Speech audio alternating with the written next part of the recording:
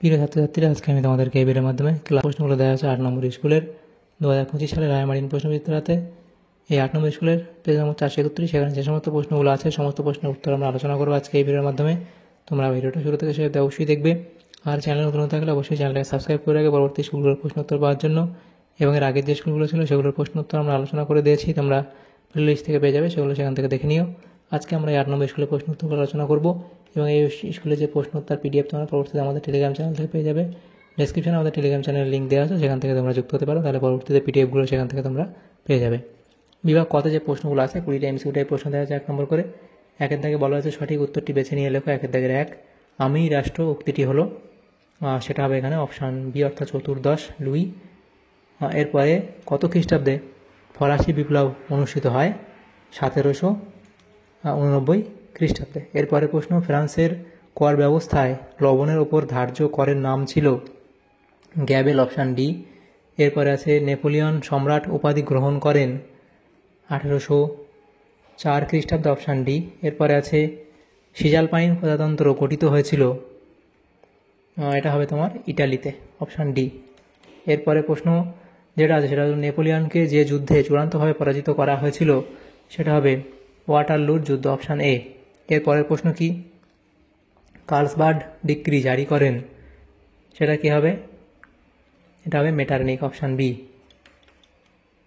এরপরে প্রশ্ন, রাশিয়ায় ভূমিদাস প্রথার উচ্ছেদ আইন ঘোষণা করা হয় 1861 খ্রিস্টাব্দে, অপশান এ। এরপরে আছে গ্যারিবল্ডির বাহিনীর নাম ছিল, গ্যারিবল্ডির বাহিনীর নাম ছিল কি? লাল কর্তা। এরপরে অপশান বি হবে। এরপরে ইউরোপীয় সমাজতন্ত্রের আদিগুরু বলা হয়, ইউরোপীয় সমাজতন্ত্রের আদিগুরু বলা হয়, এটা হবে রবার্ট আওয়েনকে। এরপরে প্রশ্ন, ইংল্যান্ডে পৃথিবীর প্রথম রেলপথের সূচনা হয় 1825 খ্রিস্টাব্দে, অপশান ডি। এরপরে আছে imperialism the highest stage of capitalism গ্রন্থটির লেখক হলেন লেনিন, তাহলে এখানে অপশান বি হবে সঠিক উত্তর। এরপরের প্রশ্ন, রাশিয়ার আইনসভার নাম ছিল কি? এটা হবে ডুমা। তারপরে মেইন ক্যাম্প গ্রন্থটি রচনা করেন হিটলার, অপশান বি। তারপর আছে পপুলার ফ্রন্ট সরকার প্রতিষ্ঠিত হয়, পপুলার ফ্রন্ট সরকার প্রতিষ্ঠিত হয় স্পেনে, অপশান ডি। এরপরে আছে দ্বিতীয় বিশ্বযুদ্ধের সময় আমেরিকার রাষ্ট্রপতি ছিলেন রুজভেল্ট, অপশান বি। তারপরে আছে ডি ডে বা মুক্তি দিবস হিসেবে পরিচিত 1944 খ্রিস্টাব্দের 6 জুন, অপশান এ। এরপরে আছে পার্ল হারবারে বোমাবর্ষণ করেছিল জাপান, অপশান সি। তারপর আছে জাতিসংঘের প্রধান কার্যালয় অবস্থিত ছিল জেনেভায়, অপশান বি। পরের প্রশ্ন কি? জাতিসংঘের প্রথম মহাসচিব ছিলেন?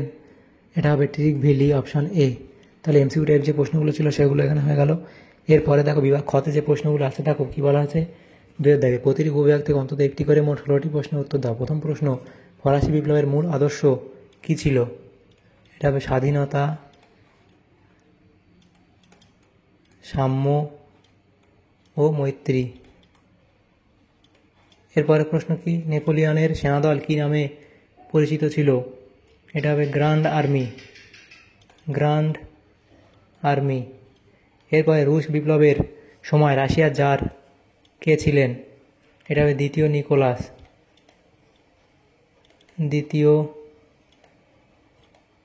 নিকোলাস। এরপরে হু এর পুরো নাম লেখো, তাহলে এটা হবে ওয়ার্ল্ড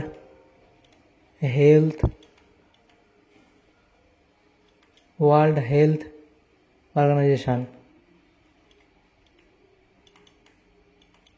তাহলে এরপরের প্রশ্ন কি আছে? সত্য মিথ্যা লেখো। নেপোলিয়ন ছিলেন পূর্ব বংশীয়, এটা এখানে ভুল বলা হয়েছে। এরপরে সেরাজেভো ছিল বসনিয়ার রাজধানী, এটা সত্য বলা হয়েছে। নেক্সট প্রশ্ন, রাশিয়ার জমিদাররা মীর নামে পরিচিত ছিল, এটা মিথ্যা বলা হয়েছে। তারপর জাতিসংঘ প্রতিষ্ঠিত হয় দ্বিতীয় বিশ্বযুদ্ধের পর, এটা এখানে ভুল বলা হয়েছে। এরপরের যে প্রশ্ন কি আছে দেখো, সেটা হলো সি স্তম্ভ, এবং এখানে সি এর দাগে প্রশ্ন বামের স্তম্ভ ডানের স্তম্ভ মেলাতে বলা হয়েছে। দ্বিতীয় জাস্টিনিয়ান, সেটা হবে নেপোলিয়ান। তারপরে ওয়েল্ড পলিটিক, এটা হবে দ্বিতীয় উইলিয়াম। এরপরে এপ্রিল থিসিস, সেটা হবে লেনিন, এবং 14 দফা নীতি, সেটা হবে উইলসন। এভাবে বাম স্তম্ভ ডান স্তম্ভ মিলিয়ে নেবে। তারপরে প্রশ্ন ছিল দেখো ডি, সেখানে মানচিত্র করতে বলে, যেটা আমরা করবো না, পরে চলে আসবো উপবিভাগ ই। নিচের বিবৃতিগুলির সঙ্গে মানানসই ব্যাখ্যাটি বেছে নিয়ে লেখো। প্রথম বিবৃতি, নেপোলিয়নকে বিপ্লবের সন্তান বলা হয়। এখানে তোমাদের ব্যাখ্যা যেটা হবে সি হবে সঠিক উত্তর। নেপোলিয়ন বিপ্লবের সাম্য, মৈত্রী ও স্বাধীনতার আদর্শ বাস্তবায়িত করেছিলেন। এরপরে বিবৃতি বলা হয়েছে ঘেটো ছিল মূলত শহরের সবচেয়ে গরিব ও দুর্দশাগ্রস্ত অঞ্চল।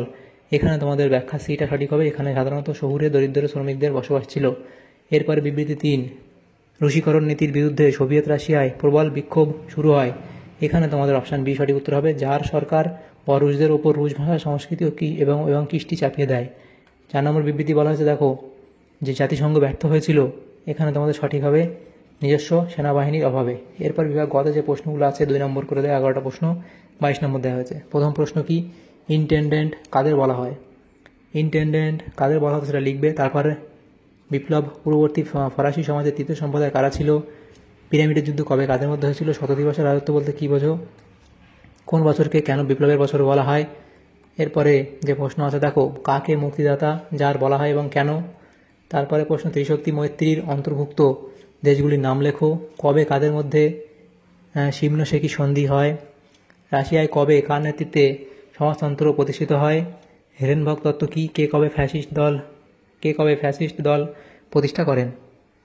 এর পরের প্রশ্ন ছিল ক্যাশ অ্যান্ড ক্যারি নীতি কী? জাতিসংঘ প্রতিষ্ঠার 2টি উদ্দেশ্য লেখো। এরপরে প্রশ্ন, ভেটো কী? ভেটোটা লিখবে।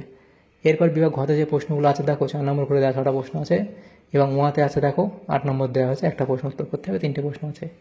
তো প্রথম যে প্রশ্নটা আছে দেখো এখানে কী বলা হয়েছে, যে বাস্তিল দুর্গের পতনের গুরুত্ব লেখো। তাহলে গুরুত্বগুলো পয়েন্ট করে এখানে তোমরা এই পয়েন্টগুলো এখানে করবে। এরপরের প্রশ্ন দেখো, সন্ত্রাসের শাসনের মূল্যায়ন করো। পটভূমি লিখবে, উদ্দেশ্য এবং সন্ত্রাসের ভয়াবহতা, অবসান ইত্যাদি লিখবে। এরপরে টিকা লেখো কোড নেপোলিয়ান। তাহলে কোড নেপোলিয়ান প্রবর্তনের কারণ, আইন সংহিতা, রচনা, বৈশিষ্ট্য লিখবে। এরপরে টিকা লেখো অথবা দিয়ে প্রশ্ন, মহাদেশীয় অবরোধ প্রথা। তাহলে মহাদেশীয় অবরোধ, মহাদেশীয় ব্যবস্থার বাস্তবায়ন, Berlin decree, orders in council, Milan decree, Warsaw decree ও ফন্টেনবু ডিক্রি, এগুলো লিখবে। এরপরে যে প্রশ্ন আছে দেখো, ভিয়েনা সম্মেলনের উদ্দেশ্য ও গৃহীত নীতিগুলি উল্লেখ করো। তাহলে ভিয়েনা সম্মেলনের নীতিগুলো তোমরা এখানে পরপর এখানে লিখবে। এরপরে প্রশ্ন ছিল ইয়ং ইটালি, টিকা লেখো। ইয়ং ইটালি আদর্শ, জনপ্রিয়তা, এগুলো পয়েন্ট করে লিখবে। তারপরে আছে দেখো যে সেটা হলো ইংল্যান্ডে কেন প্রথম শিল্প বিপ্লব হয়েছিল। তাহলে ভূমিকা, এবং ইংল্যান্ডে প্রথম শিল্প বিপ্লব ঘটার কারণ, অনুকূল পরিবেশ, কাঁচামালের যোগান, সুলভ শ্রমিক, মূলধনের প্রাচুর্য, বিশ্বব্যাপী বাজার। এরপরে লিখবে যোগাযোগ ব্যবস্থার উন্নতি, বাণিজ্যের গুরুত্ব বৃদ্ধি, বৈজ্ঞানিক আবিষ্কার, রাজনৈতিক স্থিরতা, এবং উপসংহার বলে এত অবধি লিখবে। এরপরে অথবা দিয়ে প্রশ্ন, ভারতকে কেন ব্রিটিশ সাম্রাজ্যের রত্ন বলা হয়, সেটা তোমরা এফডি লিখবে। এরপরে আছে দেখো টিকা লেখো মহামন্দা সম্পর্কে, তার কারণ, প্রভাব ইত্যাদি লিখবে। এরপরে যেটা প্রশ্ন দেখো কি বলা হয়েছে, পরের প্রশ্ন হচ্ছে টিকা লেখো স্পেনের গৃহযুদ্ধ। তাহলে স্পেনের গৃহযুদ্ধ সম্পর্কে তোমরা এখানে লিখবে, স্পেনের গৃহযুদ্ধ এই অবধি লিখে দেবে স্পেনের গৃহযুদ্ধ সম্পর্কে। এরপরে আছে টিকা লেখো রোম বার্লিন টোকিও অক্ষ চুক্তি জোট। তারপর তাহলে এটা তোমরা এত অবধি লিখবে, এবং অথবা দিয়ে প্রশ্ন ছিল আন্তর্জাতিকতাবাদ, সেটা এই অবধি লিখবে। এবং শেষে তোমরা লিখবে যে আন্তর্জাতিকতাবাদের উৎপত্তি ও বিকাশ এবং আধুনিক আন্তর্জাতিকতাবাদ বলে এত অবধি লিখতে হবে তোমাদের, যেহেতু এটা 4 নম্বর করে দেওয়া হয়েছে প্রশ্নগুলো। 4 নম্বর মনে হয় দেওয়া হয়েছে, 4 নম্বর। তাহলে এগুলো এই অবধি লিখবে, 4 নম্বর করে। তারপর বিভাগ উমাতে যে প্রশ্নগুলো আছে দেখো, বিভাগ উমাতে বলা হয়েছে, এটা উমা বিভাগ, সেটা বলা হয়েছে ফরাসি বিপ্লব দার্শনিকদের ভূমিকা মূল্যায়ন করো। দার্শনিকদের ভূমিকা, মন্তেস্কু, ভলতেয়ার, রুশো। এরপর দিদেরো ও এলেমবার্ট, ফিজিওক্রাটস, পক্ষে যুক্তি বিপক্ষে যুক্তি মন্তব্য করবে। এরপরে আছে বিসমার্কের নেতৃত্বে জার্মানির ঐক্য আন্দোলনের পরিচয় দাও। জার্মানির ঐক্য সাধন, বিসমার্কের কূটনীতি, রক্তলৌহ নীতি, ডেনমার্কের সঙ্গে যুদ্ধ, অস্ট্রো-প্রাশিয়া যুদ্ধ, ফ্রাঙ্কো-প্রাশিয়া যুদ্ধ ইত্যাদি পয়েন্ট করে অবধি তোমরা লিখবে, এত অবধি। এরপরে প্রশ্ন দেখো দেওয়া হচ্ছে কি, দ্বিতীয় বিশ্বযুদ্ধের কারণগুলি আলোচনা করো। তাহলে ভূমিকা, দ্বিতীয় বিশ্বযুদ্ধের কারণ, প্রথমে পরোক্ষ কারণ এবং প্রত্যক্ষ কারণ শেষে লিখবে। পরোক্ষ কারণ লিখবে ভাষাই সন্ধির বিরুদ্ধে প্রতিক্রিয়া, উগ্র জাতীয়তাবাদ, অতৃপ্ত জাতীয়তাবাদ, ঔপনিবেশিক প্রতিদ্বন্দ্বিতা।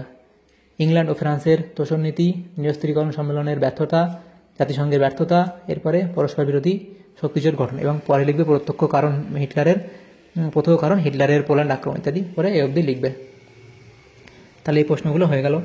তাহলে এখানে আমাদের এই সমস্ত প্রশ্নগুলি ছিল আমাদের 8 নম্বর স্কুলের ক্লাস 9-এর ইতিহাসের এই সমস্ত প্রশ্নগুলো ছিল। সমস্ত প্রশ্নের উত্তর আমরা আলোচনা করলাম আজকে এই ভিডিওর মাধ্যমে। তোমাদের যদি সামান্যতম উপকার এসে থাকে ভিডিওটা অবশ্যই লাইক করবে, বেশি বেশি করে বন্ধুর সাথে শেয়ার করবে, আর পরবর্তী যে স্কুলগুলো আছে সেগুলোর প্রশ্ন উত্তর পাওয়ার জন্য অবশ্যই তোমরা আমাদের চ্যানেলটাকে সাবস্ক্রাইব করে রাখবে। Thank you, thanks for watching.